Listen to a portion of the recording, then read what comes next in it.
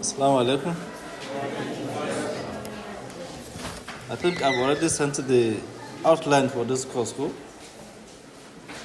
I'll send the outline for this course to your WhatsApp group. I sent it this morning, or I think yesterday night. This morning, cool. Okay, I know that I attempted yesterday night, but it didn't work.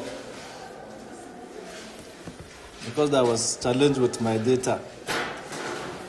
Just going on and off like that. In any case, last time we tried to treat issues that have to do with characteristics of the 21st century learners. Cool? And I told you that these characteristics of 21st century learners are not just a kind of a discussion with you, just for us to see that we are discussing some type of people somewhere, but also to discuss you, about how you are expected to behave. Because this 21st century, I'm not talking about any other person else, but we are talking about you, the so-called Gen Zs, cool? I think we like to call yourself the Gen Zs after all, isn't it? You are the Gen Zs. That's Generation X. Or last generation, cool?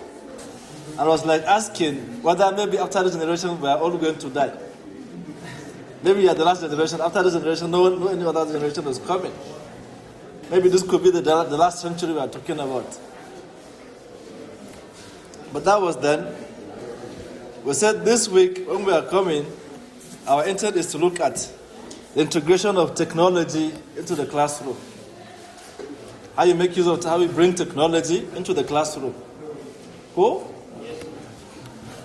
I said we are going to discuss about things like the role of the AI. The AI as well as what we call the VR, virtual reality, as well as the augmented reality.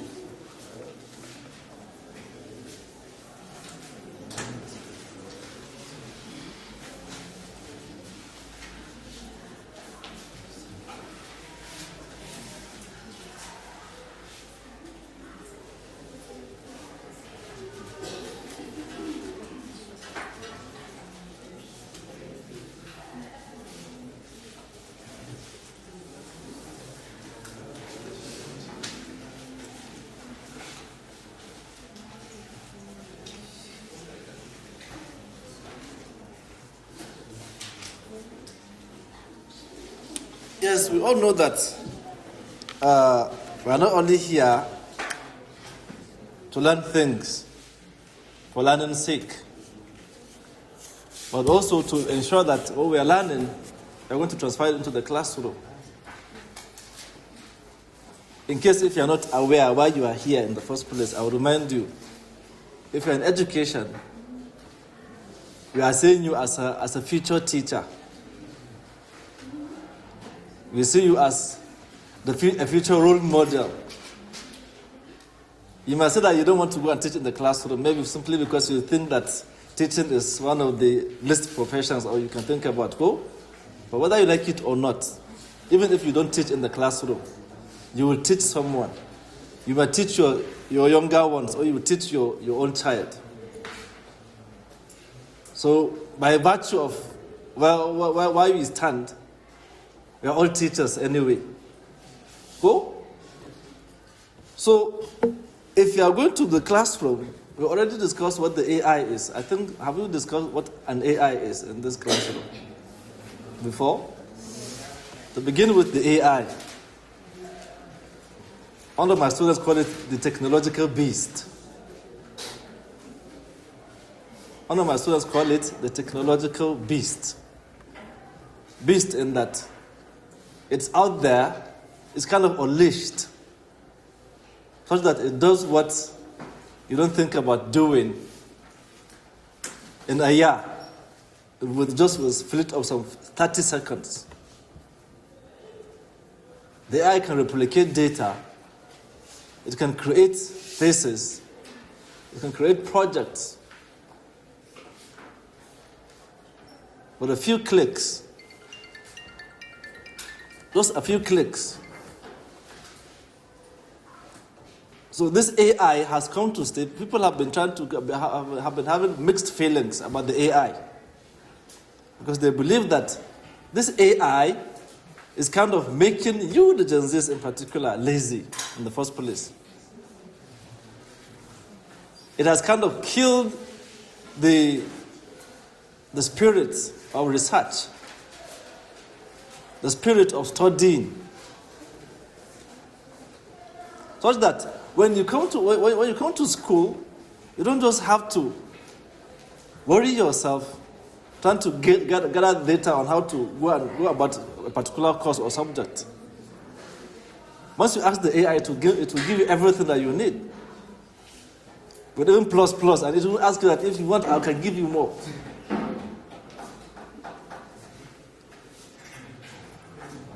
And this we're talking about in just a split of 30 seconds. So the question here is that how do we bring this AI into the classroom? How do we ensure that our students are also learning without actually getting harmed? The AI is not just a thing, or let me say, it's not just a program. It's not a search engine alone.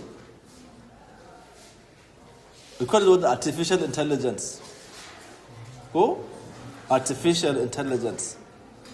And this artificial intelligence is something that has been designed just to look like a human being. Or to behave like a human, not to look like, to behave like a human being. It goes through a lot of what they call, let me say, training or language learning.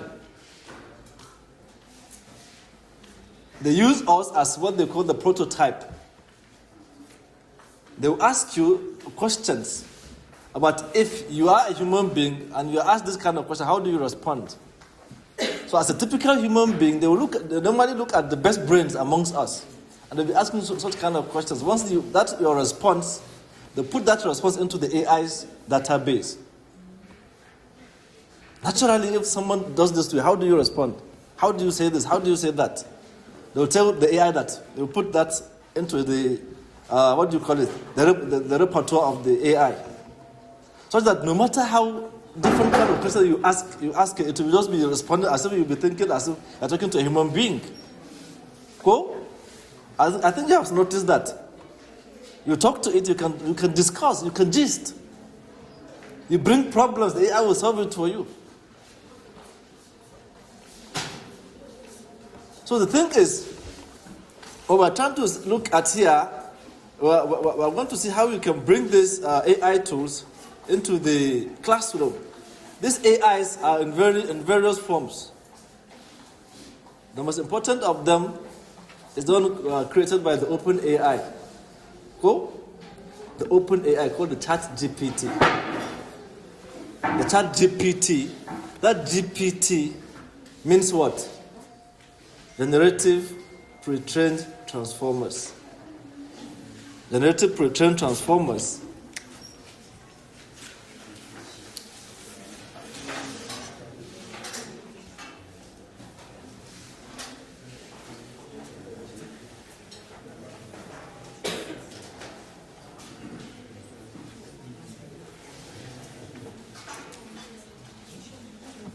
These generative pre-trained transformers are what we now see in our own phones as programs. You enter there, you just say hi, it will respond with your name. And what do you have in your mind?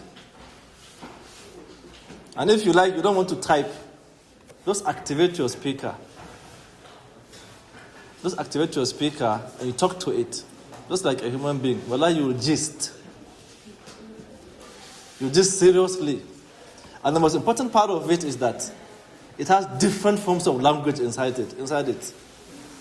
Sometimes you can speak your language and it will reply to you back using your own language. If you like, challenge the AI, speak Hausa to the AI.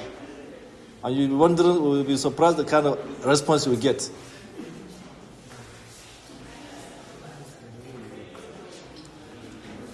So this AI, these GPTs, why are they called generative pre-trained? Because they generate text. They are pre-trained to just act like human beings, to behave like the human beings. Do you understand? That is why we really need to understand how they function, how they perform their tasks. And most importantly, time will come when we are going to be discussing issues that have to do with these ethical issues that have to do with research. These AIs have a way of always trying to satisfy you. The more you engage them, the more you realize that they're always there to support you. And sometimes we human beings like contrast. We like contrast in that you want someone to tell us no. Go? No matter how stubborn you are, you feel that if everyone is saying yes to you, you would want someone that, if everyone is saying yes, you have more attention on someone who said no to you. Most especially ladies, like I was saying it the other day. Ladies have this kind of attitude.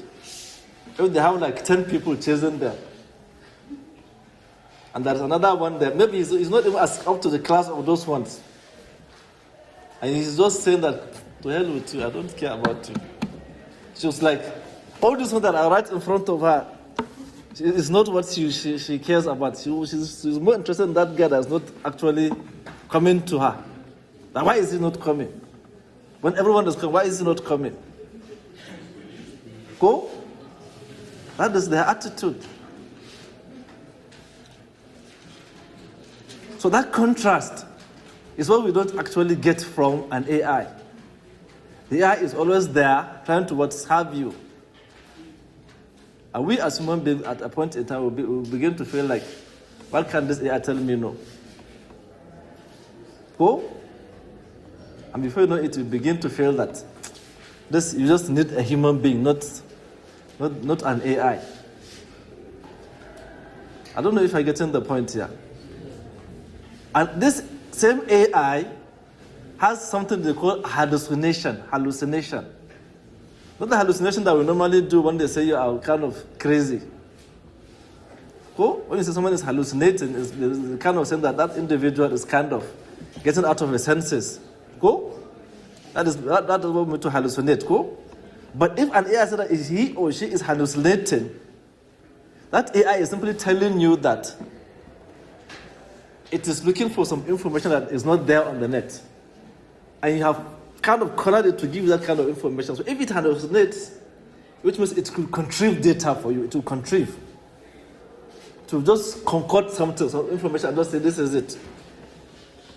And to bring it to you as if, because of the kind of fancy language it uses, you all think that what it's saying is actually true.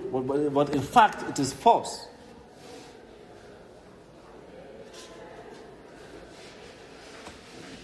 A discussion was made with an AI about how it kind of makes this kind of, generate this kind of text. To say that if it doesn't have enough data about what you are asking, it has been trained to always give you something. Instead of just keeping quiet, to just bring something and to tell you that this is it.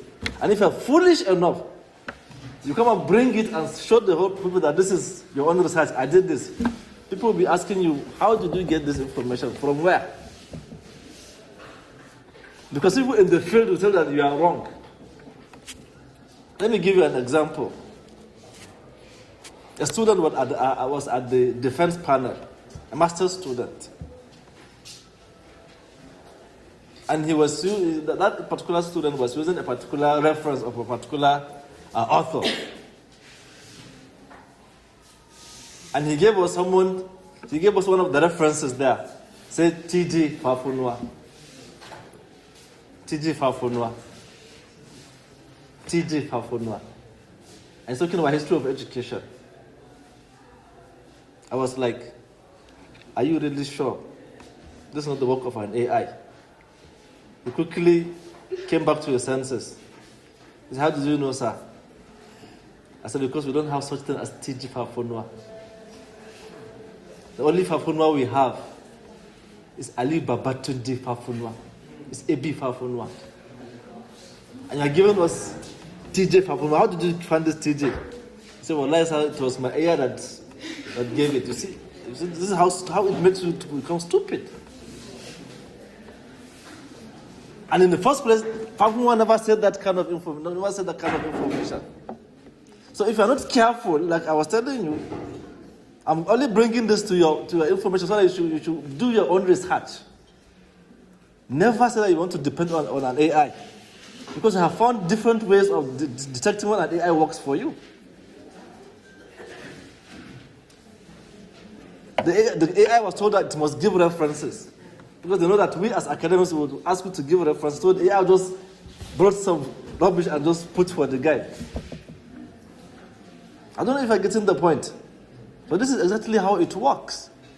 So you have to be careful. It is there, yes, it's good. But my brother would say, you be careful. You be careful. We'll talk. Go. You should be careful with the way you make use of it. Because that is the only way to save yourself, or to save your face.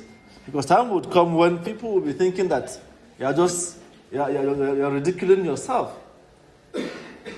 And you feel ashamed of what you did.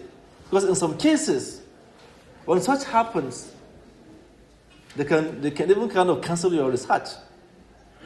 And you go back to the drawing board and start from the beginning again. Do you really want that? After spending years waiting for the process to come.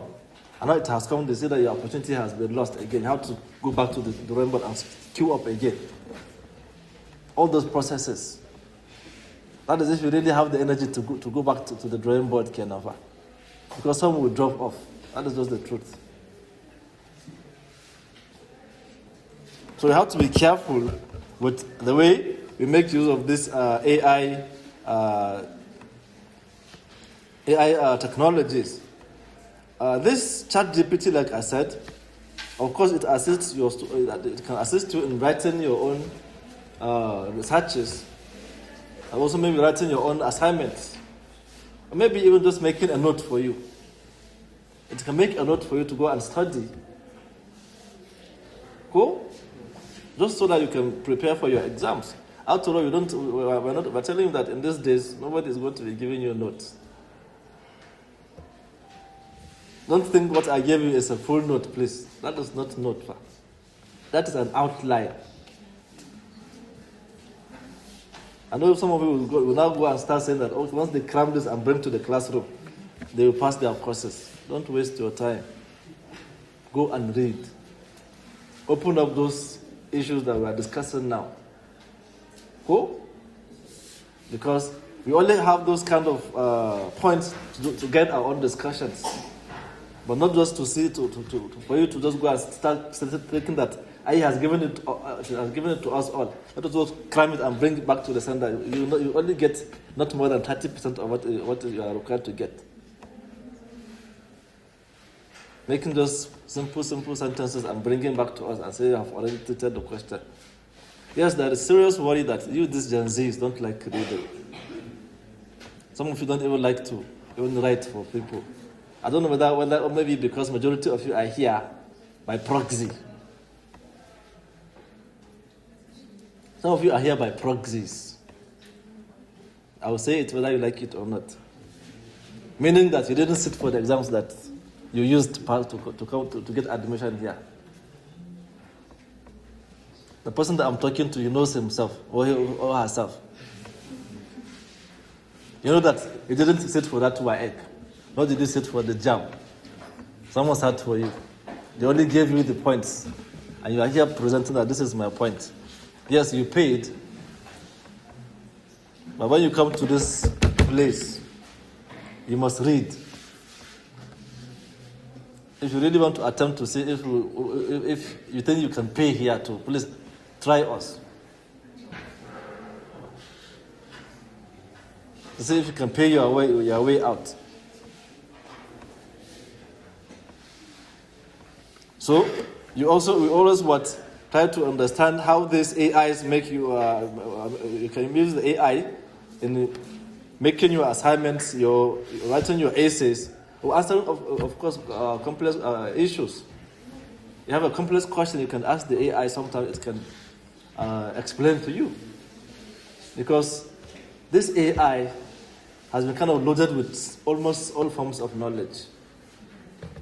Sometimes it can serve as a doctor to you, or let me say as a first aid assistant. When you have a problem, you can simply ask it about any health issue, and it will advise you. Yes. Sometimes your personal issues, your personal problems. You tell it your personal problems that, look, I have this issue. This guy has been disturbing me. How do I just wave him up? You'll see what the AI will tell you. You'll be surprised. It will even give you steps of eliminating a guy from your life. Yes. The AI is very good at all those things. So it's kind of a powerful tool that you can use for both your personal life, your academic life, as well as your own classroom activities.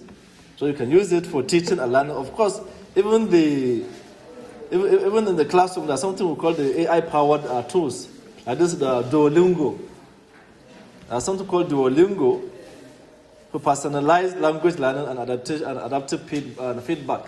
Adaptive feedback, in that the reason why they use this adaptive feedback is such that the way you respond to it, the kind of question you ask it, is the kind of question it will also respond to you. Are we getting it? That is why when they say something is AI enabled or AI powered, it means that it doesn't have a predefined answers to everything. It will only allow you to, first of all, ask the question. That will tell it the kind of response it will give you. Are we getting it? That's why they said it gives you this kind of adaptive feedback. The kind of feedback it gives you will be kind of, really, it's like I'm speaking to a human being. Go? Because the response is just like any other human being will do. And I've told you that this normally happens when they are doing this using the generative transformers. These generative transformers have something they call the language models, language learning models, LLM. That language learning models, they have a way of kind of putting enough responses. One of my students is working for the AI, one of the AI companies that is making these AIs. And he will open up, yes, they will pay him for the responses that he will give. But the way they used to do it is that they will just ask you random questions. Sometimes you'll just be wondering the kind of question they will ask you. They'll ask you that the way how would you respond as an intelligent someone? If someone asks you this, whatever response you put for them, they will put it for the AI. They will add to that the database of the AI, such that whenever such kind of question is asked to the AI, it will give that kind of response that individual gave. Are we getting it? So they will ask as many questions as possible. Sometimes even silly questions that you don't even think of. So that is why they have this adaptive feedback. Because human beings were the ones asked, and the response they give is the same response that will be kind of stored in the AI. And the AI will just respond to the way that individual will respond. I don't know if I get in the logic now. That is how the algorithm works. They say it's an algorithm. Cool? So that is about that. Of course, we have, apart from the chat GPT, we have something called the Gemini. The Gemini. I think some of you are already installing it on your phone, or you have it on your phone. Cool? You have the Gemini. We also have others like this one, Copilot. Copilot. This Copilot is actually possible. Is present when you have Windows 11. If you have Windows 11, you see the Copilot there for you. And if you are using Windows 10, that is Cortana. But those ones from the behind are not as sophisticated as the ones that we have now. Just like the Siri we have inside iOS. Cool? Those of you that are using iOS, you know what I'm talking about. Siri. Go, you say, hey Siri. To say, To ask you, what is it? Go. That's how it answers. So you always have different forms, in different ways. So these AIs are, of course, there to assist us in our own learning. So you bring it to the classroom and you can use it to teach your students. Or in most cases, these AIs are now kind of integrated inside our own social platforms. If you really want to know how to use them very well in the classroom, think about inside Telegram now. For those of you that used to be into Telegram before, I know majority of you are no longer using Telegram as you used it before now. Cool? That is after the blockchain technology, those tap. Cool? There is an AI called Rose. The Rose, as an ROSE, Rose. When you enter into a new group, some highly paid groups, organized groups, they have that Rose. As soon as before you even enter the group, that Rose will have to interview you. The Rose will do something called humanity check for you. And AI is trying to tell if you're a human being. It doesn't want another AI to enter inside it. You can imagine. It will ask you some questions, which you must answer if you are a human being. If you are not a human being, that's how you can answer those questions. As soon as you enter, it will say, okay, now you have passed the humanity test. You are welcome to our group. And it will tell you that, please, no so language, no so language, no so language. If you mess up, it will mute you. It will mute you, or at the end of the day, eject you out of the group. So these AIs, now we can use them to manage social platforms. They are everywhere. Even inside WhatsApp, you have something called the Meta AI. Oh, that Meta AI is always there for you. Once you enter Google now, even in Google, you as a search engine, the first response they will give you if you make a research now, if you search for anything, to give you something called the AI response. Go. The AI response before other responses come in. Majority of the time, we will not go for the AI response before going down there. Go. Because this AI is everywhere. So it's very important to bring our attention to really understand these AIs and how they work. That is why, like I said, I'll bring it for you so that you can really fathom what it is that we actually do when we talk about the AI and how you can make use of it in the classroom or manage your own groups.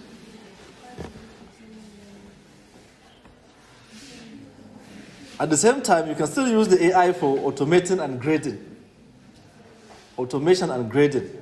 Of course, just like that Rose that we talked about now. Go to do humanity test for you.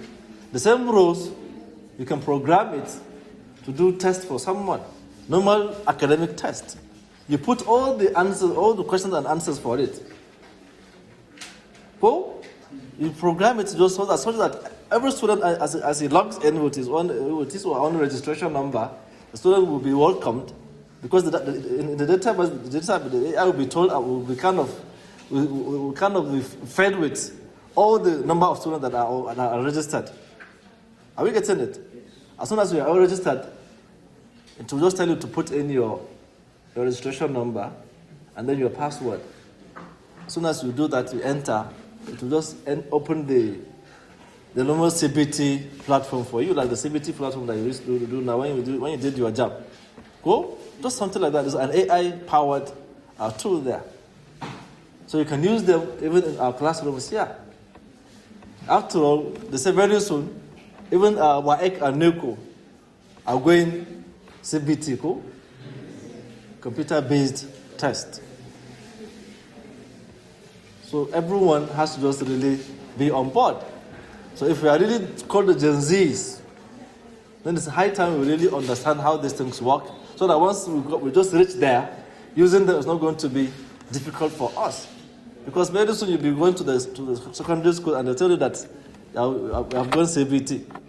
As a teacher of this or teacher of that, you are going to be the one to actually head that kind of unit. How to organize the exams and how to make sure that everything is done smoothly. How do you fare if you don't really have this kind of knowledge? If you're going to start saying that, I didn't do computer. Who will listen to you? I didn't do computer, so I cannot actually be there. They'll simply just eject you because you don't fit in. Cool? Because they will think that you don't even belong to this world. I don't know if you're really getting what we're trying to discuss here. Very good. Now, talking about the augmented reality and the virtual reality.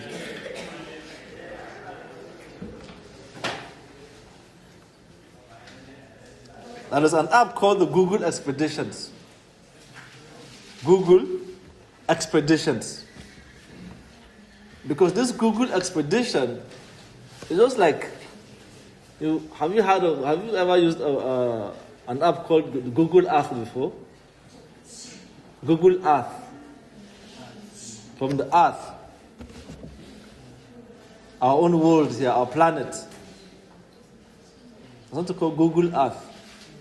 That Google Earth is a kind of a 3D set of, how do I say, satellite camera that it can take you to a lot of places in the world, just like the Google map. Go, but this one is Google Earth. It will show you 3D of any environment that you can think about where you are going to somewhere. And that 3D is also live. It will tell you sometimes that it is transmitting live images. It is going live, so you have to ensure that if you opt for that, because it is going to transmit more data.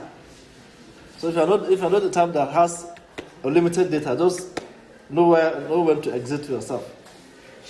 Because once it goes live, anything that is happening, it will be transmitting to you. And that is real-time transmission.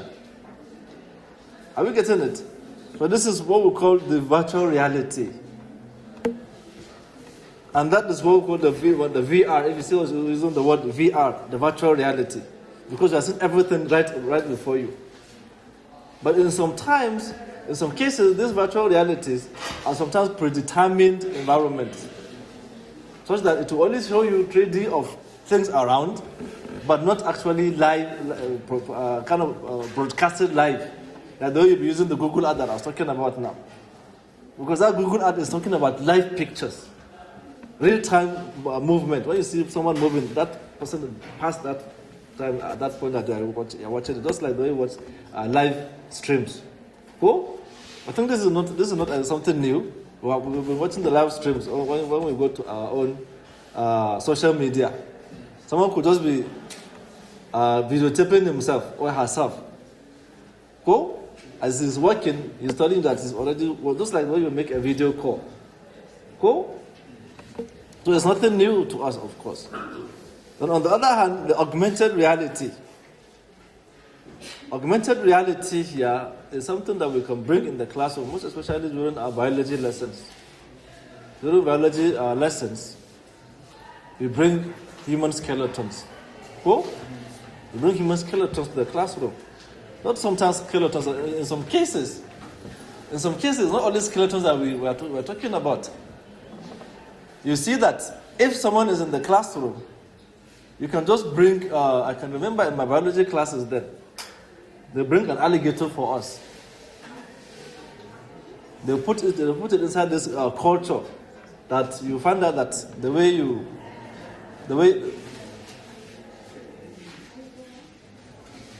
find out the way you teach, just it's a kind of a preservative kind of a technology that they use, such that if someone can maybe think about touching that particular animal, you think that it will move. So they have been preserving it for a number of periods, maybe months or years. Because it has been preserved. Such things are all called augmented reality. I don't know if I'm getting what I'm trying to say here. Do you really have a real-time biology labs? Who had a real-time biology lab in the secondary school before you came here?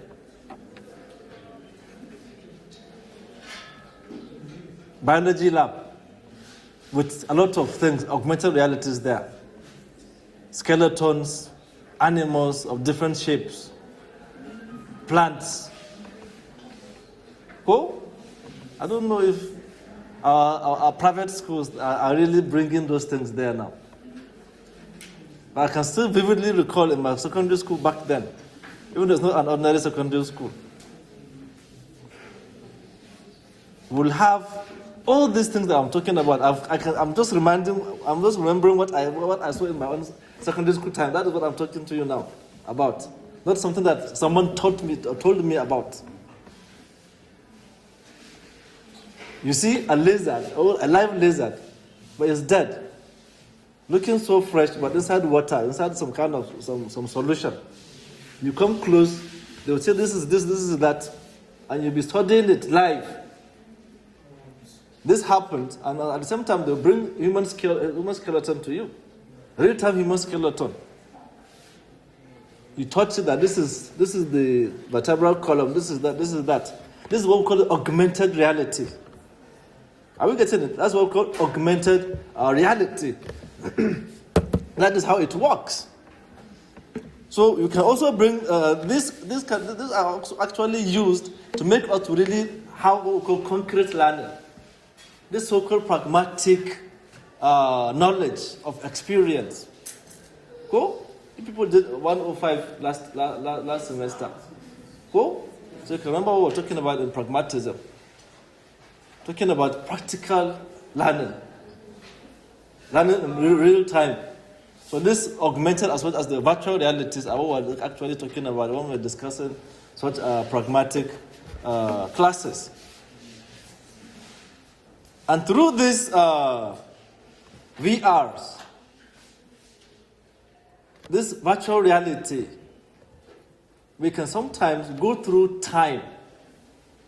We can travel through time. Someone will kind of sit down, just like a kind of a movie theater. Go, just as you watch a movie. Now they put something for you on your head, just like a kind of a Google like this. Go, and you just see yourself in a kind of a space, just like a game. Go. So you through that, you go to some historical monuments, some historical sites that you've been hearing about. Maybe that's for something that has happened centuries back.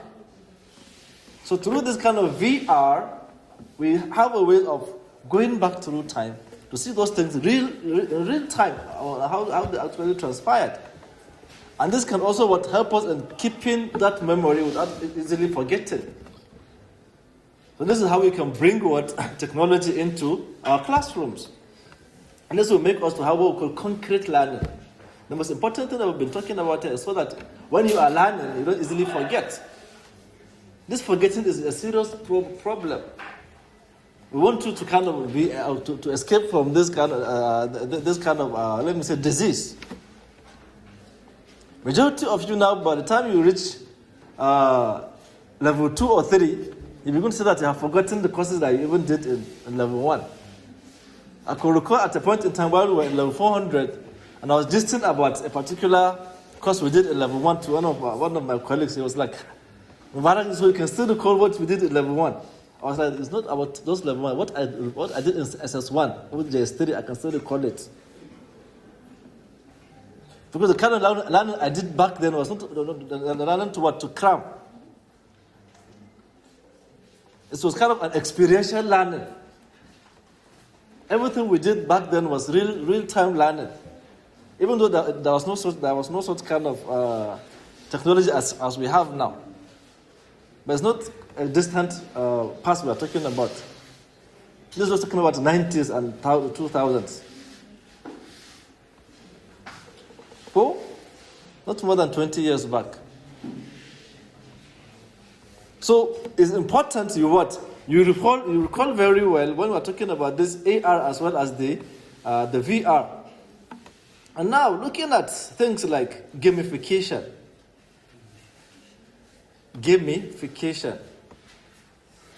Of course, there is something we call the gaming now. A lot of us like to play games. Cool? Sometimes we just feel like if maybe things are just hourly for you. You just want to kind of go for some games, just to kind of ease some tension. Cool? And these games could be educational games, could be challenging games, this kind of puzzles, like Scrabble. Cool? You've heard of the Scrabble before, cool? The Scrabble. Who has played Scrabble here before? The game called Scrabble.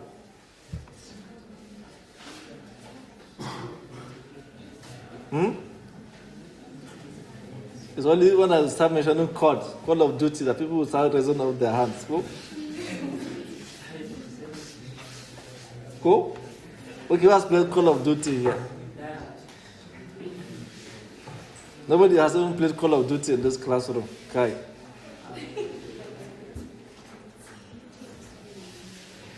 Well, the thing is, these games, we can bring them to the classroom so that students can really have some let me say some leisure time. And there is this saying that all work and no play makes Jack a dull boy. These gamings, when you bring them to the classroom, is just a way of kind of making students to feel some kind of flair.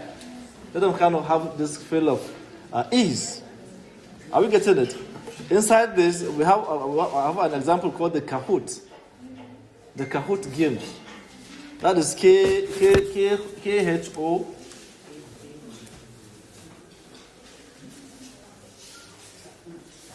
This Kahoot is one of the online games we can think about.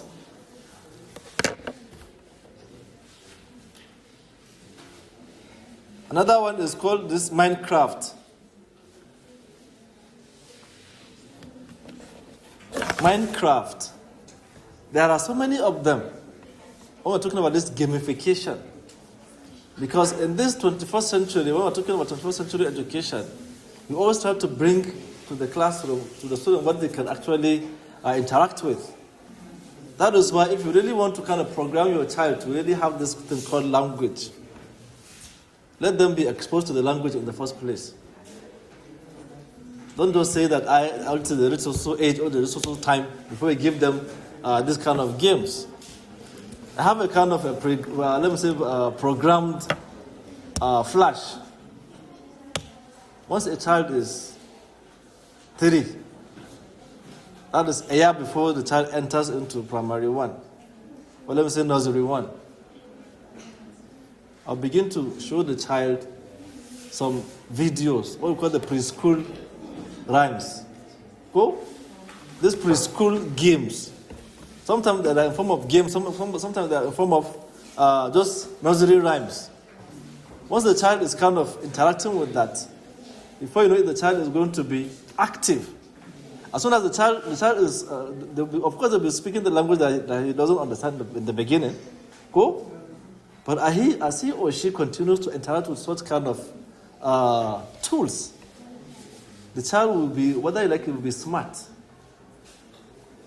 You will be surprised now how my 3-year-old child can operate a laptop, enter into different places, open videos, play games. That is why when the mother makes mistake of giving him her phone, he knows how to minimize.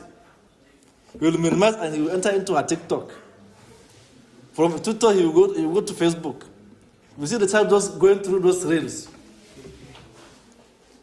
And he also knows how to put on data and put it off, because he knows that if he puts off data, there's no he can enjoy. So he put the data on back. So the only way if she wants to keep him in check, was to just switch off the phone because he cannot put the password. A 3-year-old kid, because he's already exposed to the technological gadgets. Every day I'll bring a laptop to him and he'll bring it. No matter we can, he can make this laptop. I think he has never let it down even for once. So just don't pray for him to break it. So if he's taking it, allow him to take it wherever he wants to take it. And as soon as he drops there, you see him just touching. You say, "How about this one?" Before you know it, he will select the kind of videos that he wants to listen to. If it is not good for him, he will switch it off. He will go and close it and open another one. And now he's already into keyboard. He wants to start typing using MS Word. So all this happen. Why? Because if they're exposed to such kind of tools in good time. So do you now say that, will you now say that this guy is not a Gen Z child? He's a Gen Z child, of course he will not even be worried about talking about, when you start talking about CBT now. You're talking about CBT and everyone is like, I didn't really go for CBT for this generation of our students, for WAEC and NECO. Cool? Even all of you, I think you are scared that maybe they will do it during your time. I can recall as far back as last year, they were interviewing me about this CBT and WAEC and NECO. I was like, we're not ready yet. But actually, we should have been ready. We should have been ready. That is why now they are targeting 2027. By 2027, they'll bring back this issue. Whether you are ready or not, WAEC and NECO, just like JAM, will go live with CBT. That is computer-based test. So that is why this 21st century education is trying to bring ourselves back to the classroom, and maybe most especially how to make use of these gadgets. Because they're going to be the tomorrow's teachers. Some of you are into early childhood education classes. Oh? And some of you are into English, some of you are into economics, different programs. You find yourself teaching kids at either secondary school level or primary school level. For those of you that are in primary, that is primary education and early childhood education. Cool? So that is just the fact. You have to face it. The time is now. Like I've been saying it. We're not talking about some people of another time. We're talking about you. So that is about the gamification that we can think about. Then now, speaking of learning management systems, these are also another category of using of this thing called integration of ICT into the classroom. This learning management system, also called the LMS, are very important in organizing our own classrooms, maybe even making use of our own lesson plans. How to plan a classroom before you even go there. With the LMS, sometimes you don't even need to go to the classroom anymore. Like I made mention of something like that last time, that you have already interacted with something called the module now. Oh? The module.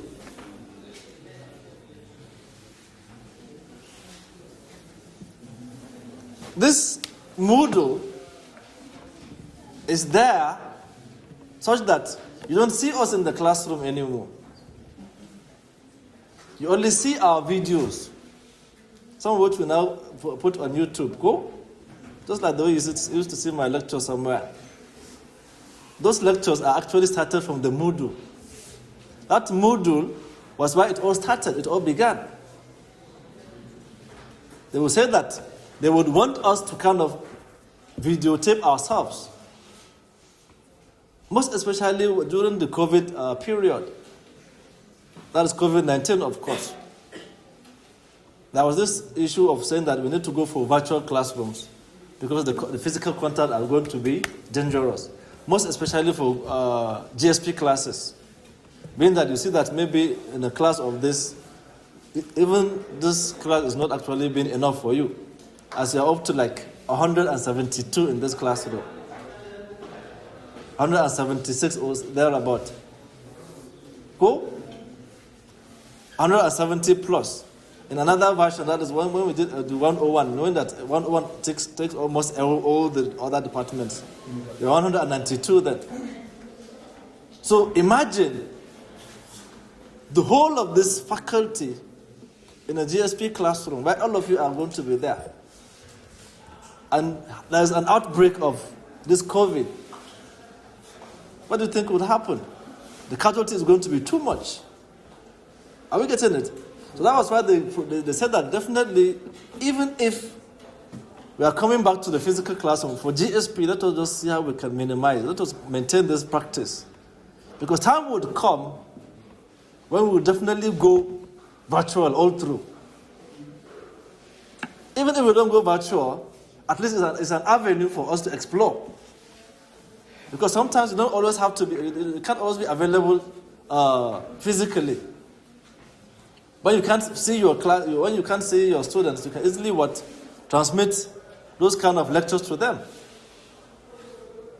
They will see you there, they will ask questions, just like though you're in the classroom.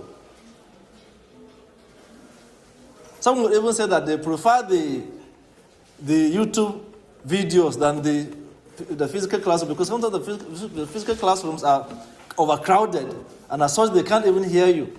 But through such kind of videos, they can listen to every single word of what you said, and it's already written for them, it's already transcribed.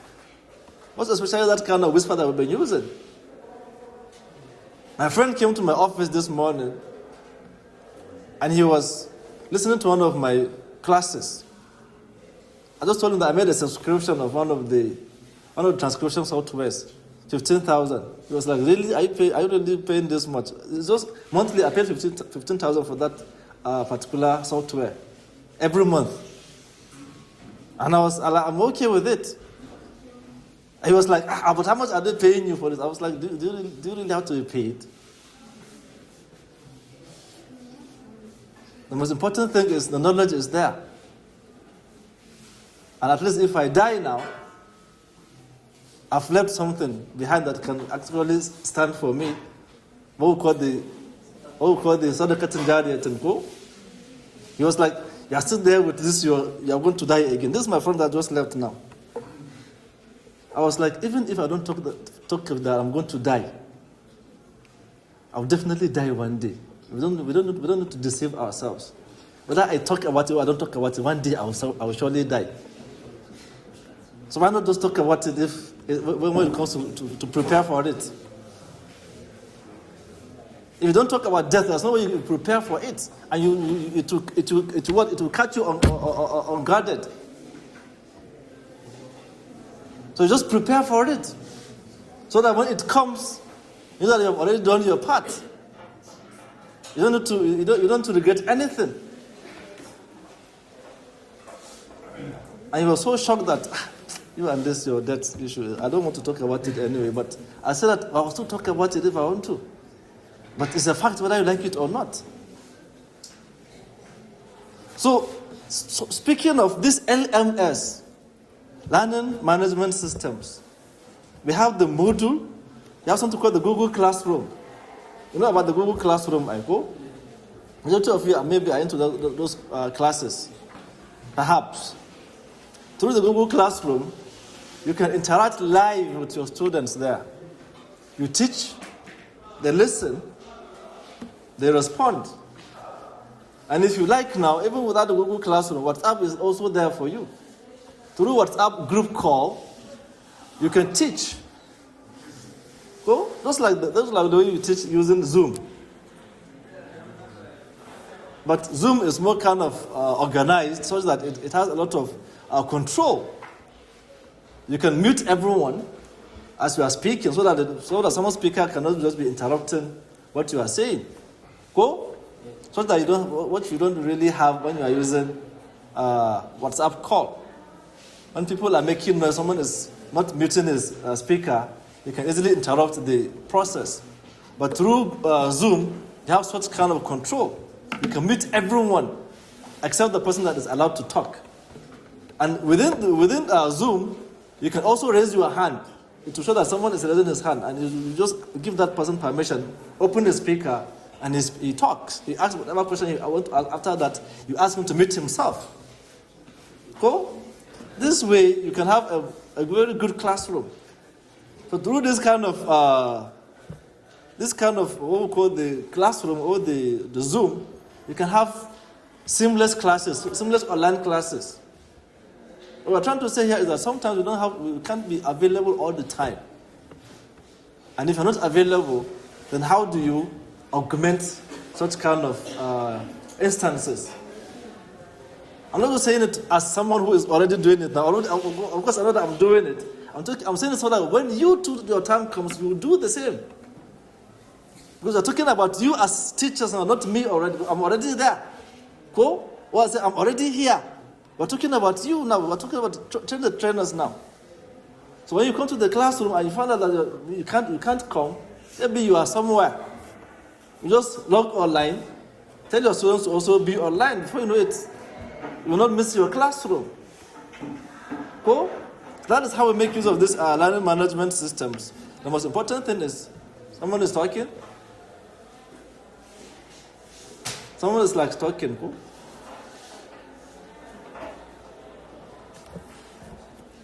That is about that. Now, speaking of, there's another one called the canvas. The canvas. It has a kind of way of analyzing student data, telling you the number of students you have. Cool? And also, with the canvas, you can also organize tests. Each student to sit for the test, it will also give it back after the response. It can immediately after the test, you take the test to tell you how much you got, the kind of marks you got. Cool? You have instant scores. Instant scores of what you got. You just know where you go, and it can give you chance to restart if you want. Maybe if you fail, cool. Just so that to ensure that you really got what you deserve. At least with that, you can manage your classroom. And most importantly, these LMSs that we're talking about, management systems, is that sometimes they could be automated. Most especially with the invention of the AI now. The invention of the AI, everything is coming to be so simple. As soon as you have any of this and you put the AI, it will just do everything for you. Cool? Of course, we know that when speaking of the AI, we're talking about the Optimus, for instance, now. You've heard about the Optimus, cool? The Tesla's Optimus. Cool? Why am I just like I'm speaking to myself?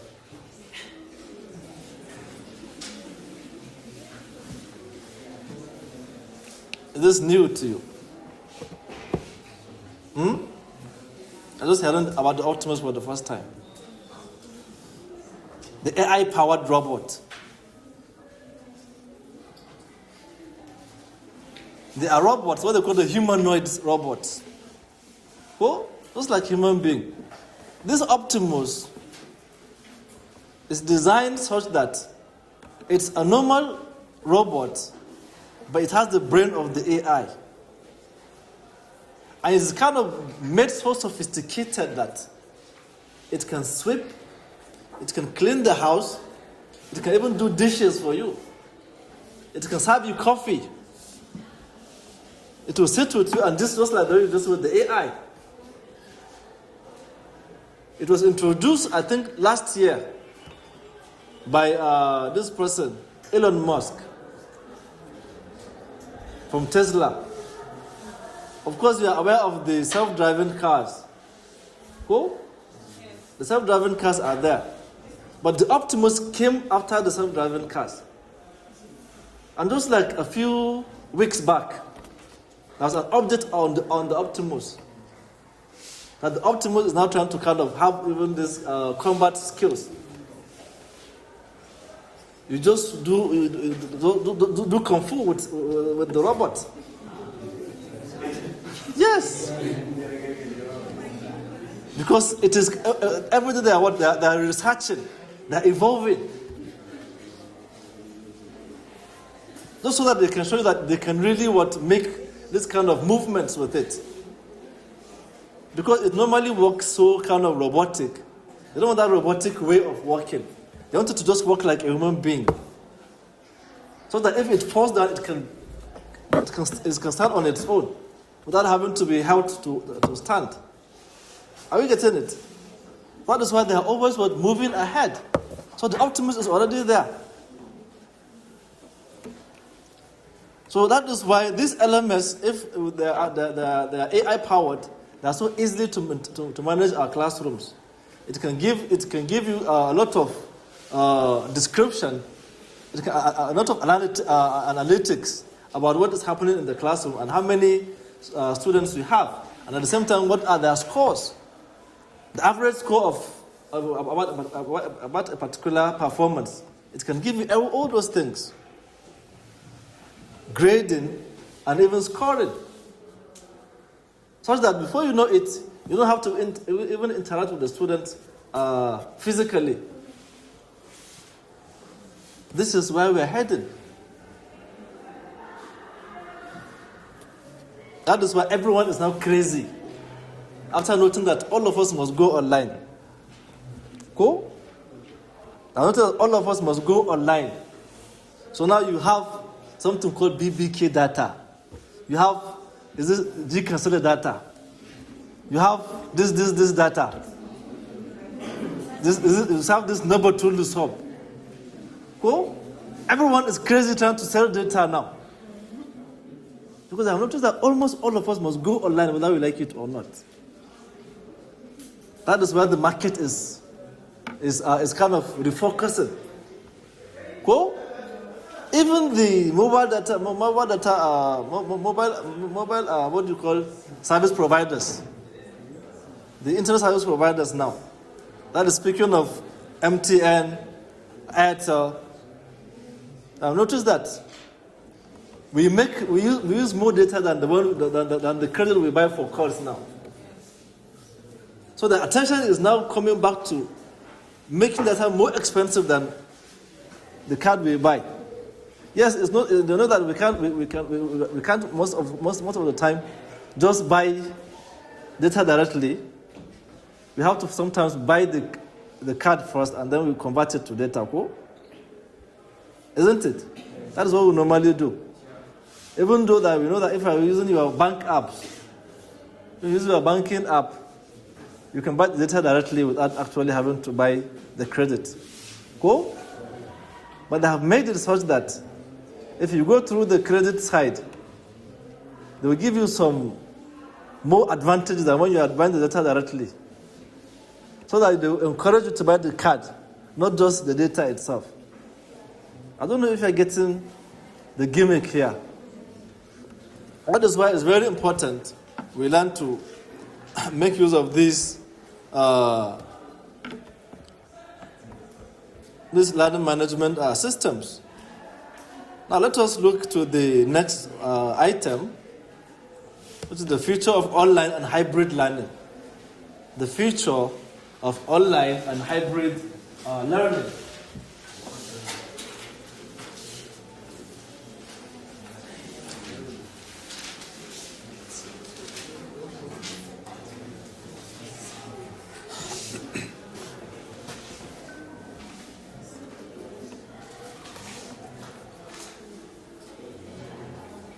Of course, having finished discussions on the LMS, the learning management systems, as well as the AIs and the VR and what we call the AR, the augmented reality, So we know that those like that I've already started discussing now. The next topic, like I said, is the future. And this future is talking about this data that I was just talking about now. Where are we heading to? Of course, this online learning is exactly what is happening around in some of our own cases. before we start talking about that, have you ever heard about something they call the Open University? Open University. Very good. When you hear the word open, it's talking about online. Cool? That is why in Nigeria we have something they call the noun now. Cool? National Open University of Nigeria. Noun. Cool? You do your degrees online. You don't meet with your teachers. You only meet with learning content. And you're given some sites to go and write your exams. Cool? These open universities are the future of what we're talking about, this online learning. So many instances, we do a lot of courses online now. Majority of the time now, if you're talking about real-time IT courses, you don't see anyone coming to the classroom for you. You just interact with an LMS there. An LMS will be the one to manage everything for you. The platform that they make use of is what we call the LMS. It depends on the particular organization. Cool? So, looking at this hybrid learning, what do we mean by hybrid learning? This hybrid, on the other hand, is a combination of the online learning as well as the physical classrooms. Like in GSP now, GSP is full-time online classes. Cool? So the fact that BUK here is operating both these GSP online classes as well as the physical classes now. You can simply say that in BUK you do what? You build hybrid learning in BUK. Safely. Because it's a combination of both the online as well as the physical.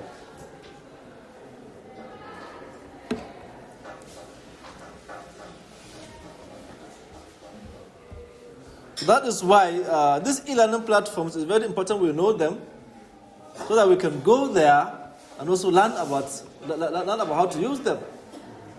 We have this thing called Coursera or Coursera. Coursera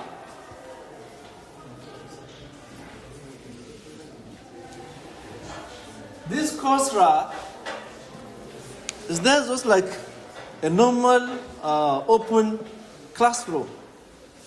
You go there and you enroll yourself. It will give you different forms of programs that they have. You register there. I think in most cases, most of the programs there, some of them are free, while others are paid. It depends on the kind of course you're actually enrolling. If you know that what you're learning there is maybe high-tech stuff, now you too, when you finish it, you're going to make a lot of money. So they know that you have to pay them something now. Cool? You can't learn something of that kind of high quality and say you want to do it for free. So that is why you see a lot of free courses and others paid courses.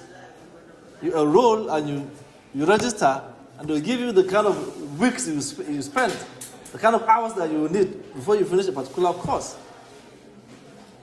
Are we getting it? So when they say this course is a particular 2-hour course, which means you must interact with it at least 2 hours in a particular period of time. You can't just say that, I will just do it simply because I've taken a 2-credit course. So 2 credit hours course. So I can just take it and then come and register and come and write exam. No, you must interact with that content. Even if you don't want to read, you must leave that page open to take those 2 hours interacting with the content, taking you from one point to another, interacting with you. Whether I like it or not, they will engage you. I don't know if I get in it. They will engage you. Because it's an interactive platform. You must respond. It will give you something to listen to. Or maybe sometimes just play the audio for you. You listen. After that, it will ask you some question to respond.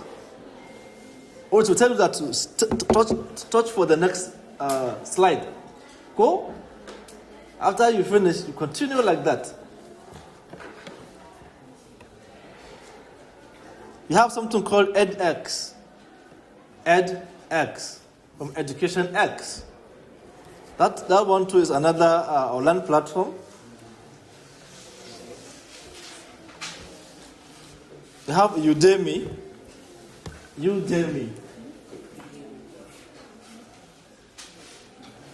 And this is what I call the edX.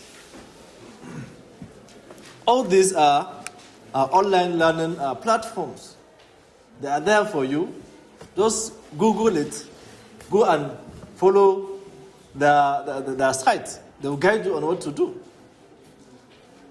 It's very important you have access to this platform so that you can assist yourself.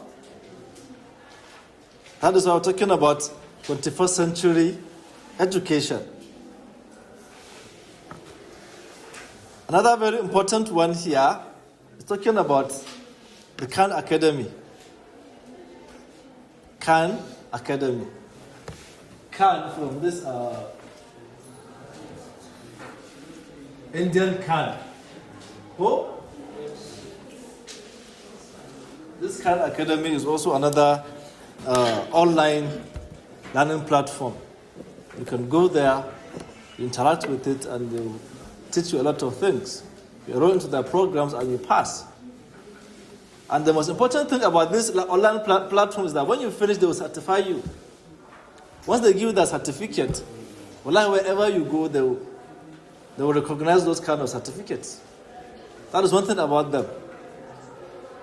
They will recognize them.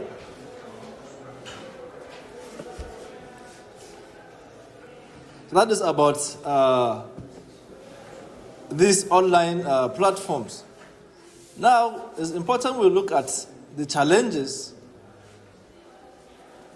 of the AI, or challenges of these online opportunities or remote education, we call distance learning. The first challenge we can think about is access. Cool? Access. Not all of us have the access.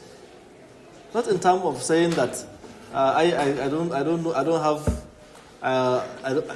My parents will not allow me to do this or to do that. No, even if you are online, sometimes some of these are not actually not free courses. You don't have the means to pay. You'll be given limited access. I was just talking about an app that I use now for transcription. Go. I use an app for transcription. That is transcribing your audios into written form. If I don't pay that 15,000 in a month, they will not allow me to transcribe up to 30 minutes. But when you pay that, you can transcribe up to an hour or two. And you can transcribe as many audios as you want to. So the question of access here is that if you don't have the money, how do you go about that? You don't have access. Many people find it difficult not because they don't want to do it, but because they don't have that. They will think about, is it food that I'm going to eat all this technology stuff? You have to balance between this kind of odds. How do you actually balance with that? Majority of the people don't even have the devices to use. They say that if you really want to do this, you must have a so device. Even if you are going to use some of the apps, like at a point in time, there was a particular software that I needed to use. So that app, that software, can only run on a system that is at least 5th generation and above. If your laptop is below 5th generation, there's no way it can take that particular app. And my laptop at that time was a 3rd generation laptop. I had to upgrade. What if I don't have the means to upgrade? I'll be what? My access will be cut. Are you getting it? That is why this access is very important when you are discussing it. Even the devices themselves are so expensive. You'll be wondering how can you cope. The devices that we can use for all these things are very expensive. Think about the AI that I was talking about, like the Optimus now. People were like, this Optimus has come to replace human beings. Has it really come to replace us? Because think about when it came, it was sold, each one of this Optimus was sold as $45,000. $45,000. Just for it to come and serve you coffee, to come and work in the house and sweep. How many human beings will you employ to do that job for you? And for how many years? With $45,000. With $45,000, you can get enough people. You can get like even how do I even say like a whole family, a whole generation of some individuals to be serving you every day. So it's that the technology is somewhat expensive. That is the actual word. The technology is expensive. So you don't just think that because they have come to replace us. They have not come to replace us actually.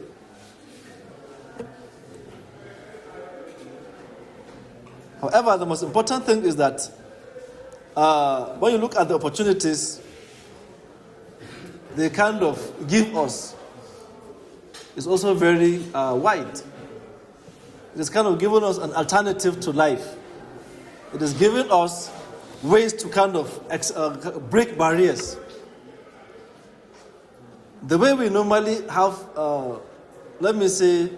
difficulty in accessing knowledge, in accessing different forms of knowledge, is no longer a challenge now. With these AIs now, we have been breaking barriers. In those days, if you really want to study well, you must come to the library early in the morning, so that you don't miss your seat. Because if you come late, find that there's no seat for you to even sit there. You have to come early so that you can quickly have a seat. When you sit down, then you go to the shelves and continue browsing for the books that you are going to read. When you finish browsing, you bring them and sit on the table and continue reading and bringing out what you need from your own classes. That was how we used to do it in those days. But now, just simply touch your AI. Tell the AI that, look, I'm looking for this. You already have it. It will just bring everything to you. It will ask you, do you need more? It will ask you if you always need more. So there is this thing called information explosion. And this, in other words, is something we call the future shock. You are likely to be exposed to what they call the future shock. This future shock happens when we have this information explosion. There is too much information around. The barriers are cut, are unveiled, such that sometimes they give us too much anxiety. If you don't actually watch yourself, you're likely to go and see something that's never going to allow you to sleep again. Because by the time you continue to be remembering what is going on, you can't sleep. In the name of technology or social media now, we have turned ourselves into self-appointed journalists. Wherever you go, you just open your phone and start videotaping. You are there enjoying something, really real-time enjoyment, and you are busy taking selfie, telling the whole world that, look, this is what I'm doing. Or maybe someone is dying. Instead of for you to assist that individual to really help him out, you are busy videotaping him.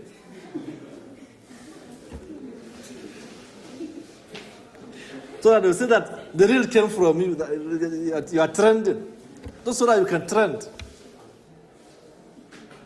This itself is another disadvantage. It's turning us into some dummies, some zombies who are just living. Who are just, living but not actually experiencing. We are living, but we are trying to live for others.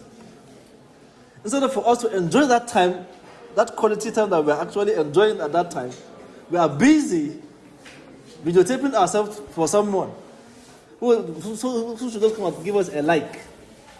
Just give us a like. Go. All this technology, these are some of the challenges that we are facing. People don't want to interact with what educational content. They prefer to go for the so-called, what do you call them? The videos, the short videos. The reels, of course, the reels.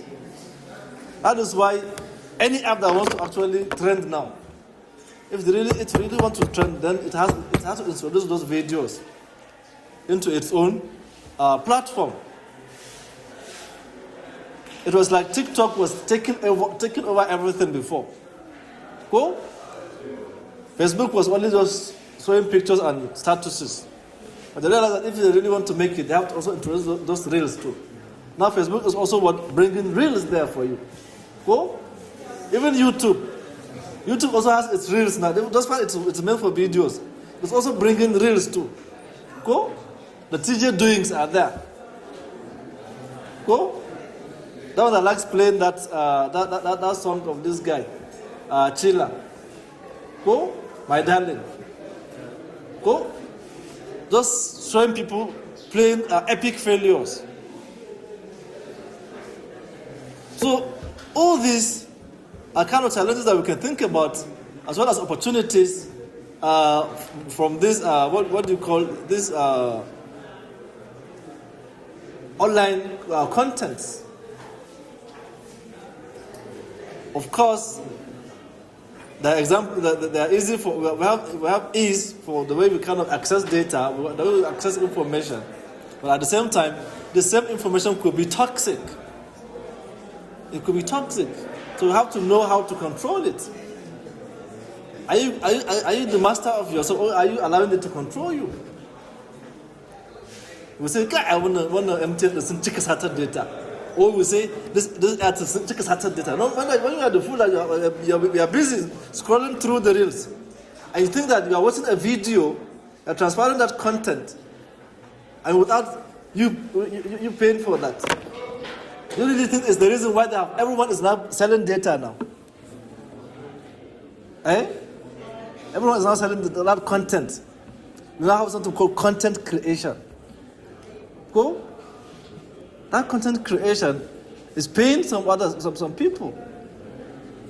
As you watch, your data is going, and as it goes, that individual is also being compensated.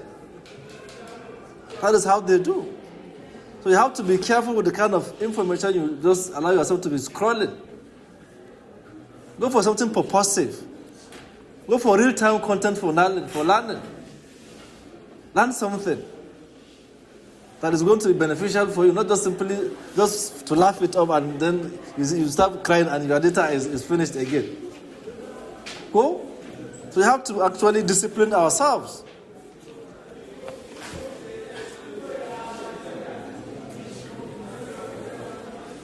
As this issue of having personalization with these AIs, you have the Dreambox, the Smart Sparrow, cool? Dreambox and Smart Sparrow. All these are AI personalization tools that you can make use of. So it's important that you learn to use them. This Google Meet, I'm talking about Google Meet also and Google Classroom. Cool? I also have something called the Microsoft Teams. Microsoft Teams, the Padlets. All these are kind of online education platforms that you can actually learn from your own colleagues. Those of you that are into research, you can start going for ResearchGate. ResearchGate. Through that ResearchGate, you see a lot of information that you can learn from there. Or the academia.edu. Academia. That one is also very important for you. And when you go to Google Scholar there too, you see our works there in Google Scholar. You find our works there. You learn from those. All these are kind of opportunities we have as what Gen Zs. I always call you the Gen Zs. Cool? So any question? I think I'm done. So that next time, when we are coming, Dr. Isa is going to continue from some areas.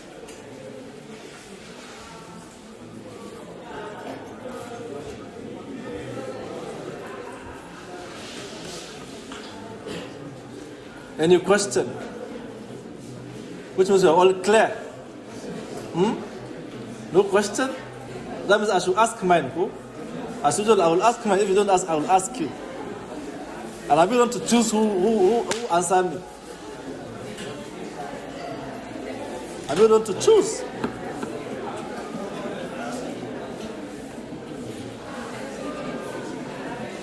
If I see that you don't want to look at me, I will ensure that I'll call you. Now see, everyone's looking at me now. Because I don't want me to call them. Go.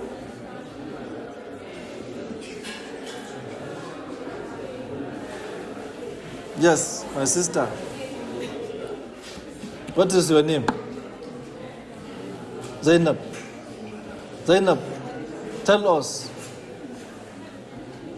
What do you think about the AI?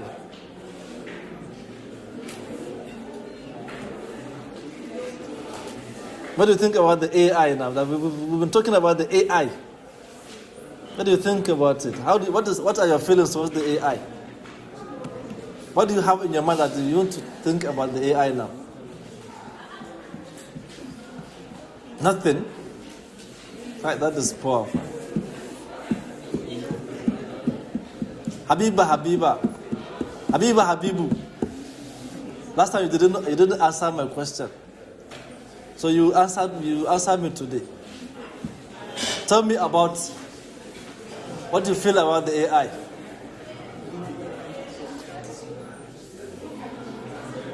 Now? You said what?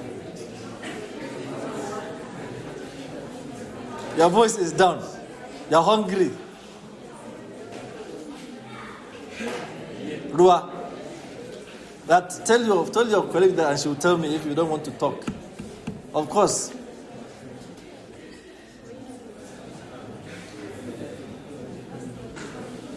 You must talk, Fa. You must talk if you're in my class. You must talk, Fa. You are going to be a child educator like this one. You want to be a child educator.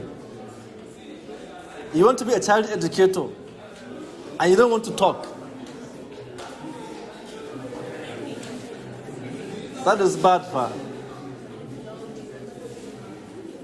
You're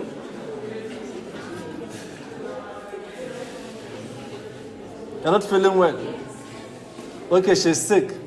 She's only managing to be in the classroom. Yes, Mana. Yes, you. Yes, please. Tell us about the AI. What do you think about the AI?